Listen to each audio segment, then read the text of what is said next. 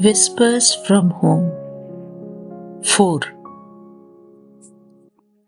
Today we will talk about something all of us experience but rarely stop to reflect on: desires. Where do they come from? Why do they seem endless? And most importantly, how do they shape our lives? Let's start with this.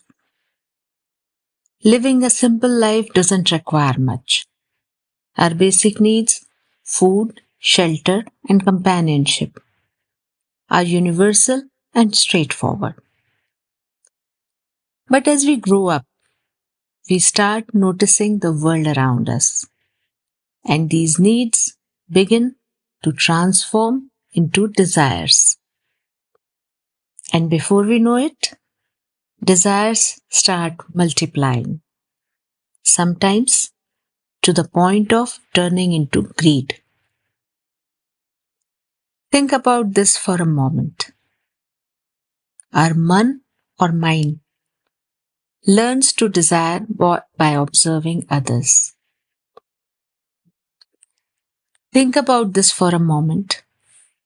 Our man or mind learns to desire by observing others. Imagine a child playing happily with their toys. Everything is fine until they see another child with a different toy. Suddenly, the toy they were content with doesn't seem so exciting anymore. Their focus shifts completely to wanting that new toy.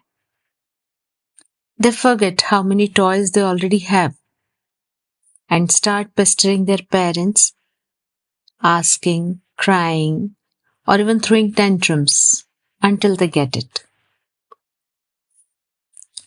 Now, if the child gets the toy, they are overjoyed, but only for a while.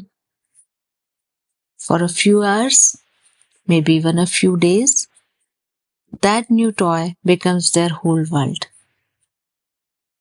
But soon, the excitement fades and their man moves on to the next thing. That's the nature of our man, restless and always seeking something new. But what if they don't get the toy? Well, that's where things get interesting. The child feels disappointed, maybe even angry. Sometimes they start thinking, maybe my parents don't love me enough to give me what I want. Isn't it interesting? A toy they didn't even need has now become the source of sadness, frustration, and even doubt about love. Now, here is the thing: this doesn't change much as we grow older. Let me tell you a story to illustrate this. Once, a young prince, bored of his palace toys, decided to go out for a ride on his horse.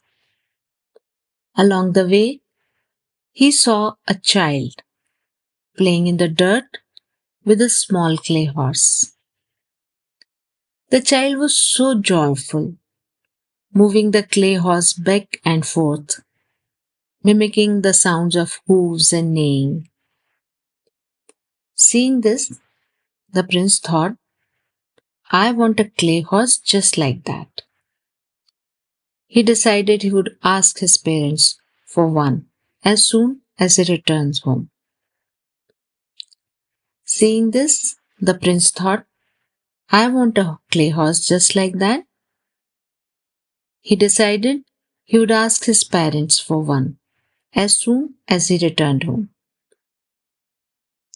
Now the child playing with the clay horse looked up at the prince on his real horse and thought, wow, what an amazing horse. It moves, it neighs, you can even ride it. My clay horse is nothing in comparison. I'll ask my parents for a real horse. Isn't this how the man works? It always wants what it doesn't have. But here's the twist: when it finally gets what it wanted, the excitement quickly fades and the man moves on to something else. As adults, the same pattern persists. We see someone's car, house, or phone and feel a longing to have something similar or better. We work hard to fulfill these desires, only to find the satisfaction is temporary. A new model of the car arrives, the phone becomes outdated, and the joy fades.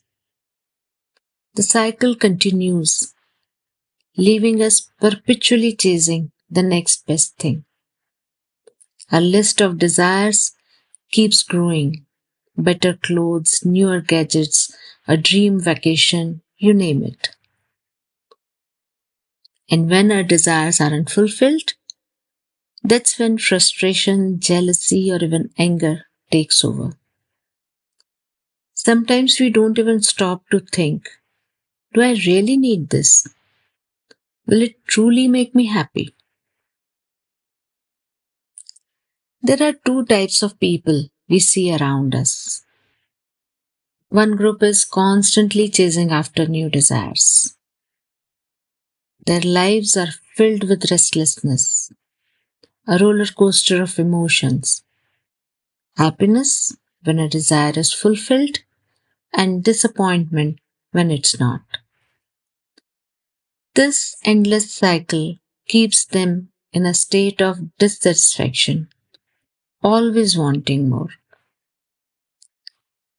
The emotions like anger and greed pull us away from our true nature, which is peace and love. Dissatisfaction becomes a constant companion no matter how much we achieve. Then there is another group. These are the people who seem peaceful, calm, and content. They work hard, they're successful, but they're not consumed by the need to acquire more and more.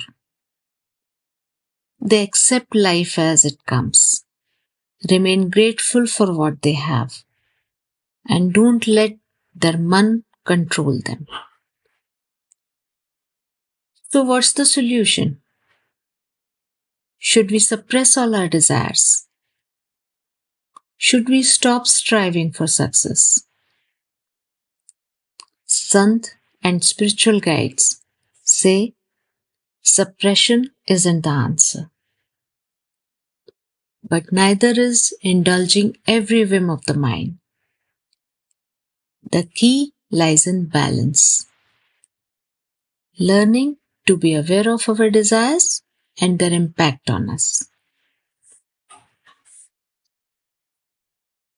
When a desire arises, it's important to pause and ask, how significant is this? Will it bring me lasting happiness? Or is it simply my restless mind seeking the next distraction? This kind of self awareness takes time to develop, but it's powerful. Slowly, we begin to understand our man. We notice the pattern, how it jumps from one desire to the next, always restless, never satisfied. And as we understand this, something magical happens. Gratitude begins to take root. We start appreciating what we already have instead of focusing on what we don't. And when gratitude grows, the restlessness of man begins to fade. We feel more at peace, more connected to who we truly are.